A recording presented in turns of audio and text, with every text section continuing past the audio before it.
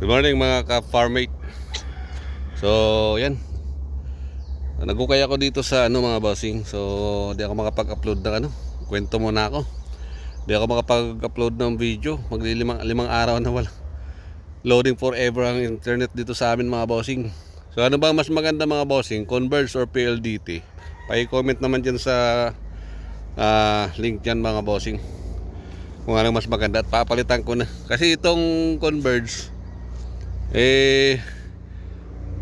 kada malapit na bayaran, ayan, loading forever na. Di tulad nung dati sa una lang okay. Pero nung habang tumatagal, ito, nakukonsumin na ako mga bossing. Di ba? Sayang ang binabayad kung ganito. Di naman makapag-refund, buti ko rin i-refund nila, di ba?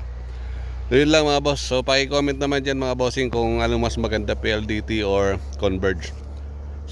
Dito kasi sa lugar namin sa Sampaloc, Quezon is wala pa yung PLDT. Di ko lang alam kung meron ng PLDT ngayon. So Converge lang talaga, no choice talaga. Yung Locktel naman is di aabot dito sa amin. Okay? So no choice. And then Globe, naggo-Globe din, may Globe din naman. Kaso medyo mahina ang signal pa rin. Yung tower dito medyo malayo. Okay? So yan, papasilip ko sa iyo yung ginagawa ko ngayon mga bossing. Itatanim ko na yung papaya. So ito mga bossing, yung papaya na yan, malaki na kasi. Ito yung red lady mga bossing. So ito ay mga galing na rin sa mga bunga ng red lady natin. Napakamahal na kasi ng binhi ngayon mga boss. Kaya yung 10 gram, wala pang 10 gram, 5 grams lang yata, nasa 2,500 na. Ito yung ating mga bunga. Namubunga din naman yan mga bossing. Marami rin mga bunga yan, basta maalagaan nyo na maganda. Ayan mga boss, napakatamis ng bunga niyan. Tatanim natin yan dito. Ito meron na kasi ditong dati, itong mubuo dyan. Saka dito. So tatapatan ko na lang para malapit lang sa akin. Dito ko ilalagay yung isa. Tapos doon. Tapos ito, tinatanggalan ko rin ng damo dito. Mamaya, tatanggalan ko. Dito maglalagay din ako ng isa dito.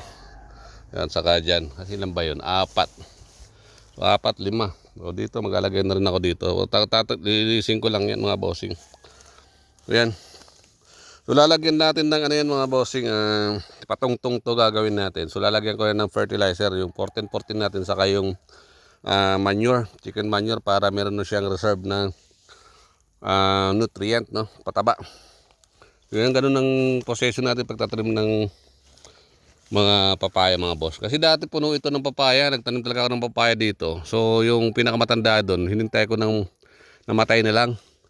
So ito, may tumubo dito. Tapos meron pa ako lilipat dyan. May mga buto pa ako dyan. Di ko alam kung tutubo pa. Matagal na kasi. Ayan. So magtatanim din tayo kasi di rin masyado alagain to, yung mga papaya. Kaya yan, magtatanim din tayo kasi masarap ang papaya. Diba mga boss?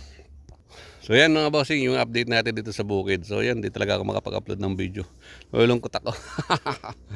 Hindi, dami kong i-upload na video ito. Tulad nito, meron naman akong panibago. Ang dami na naman. Ay nako, nakakadismay. Kagabi naghintay ko ang galauna ng madaling araw. Wala talaga. Palaglag, nawawala. Tapos meron tapos biglang nawawala. Yan.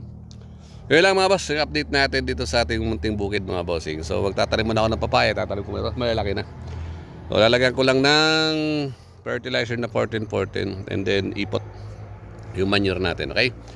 God is good all the time. Happy farming. Thank you.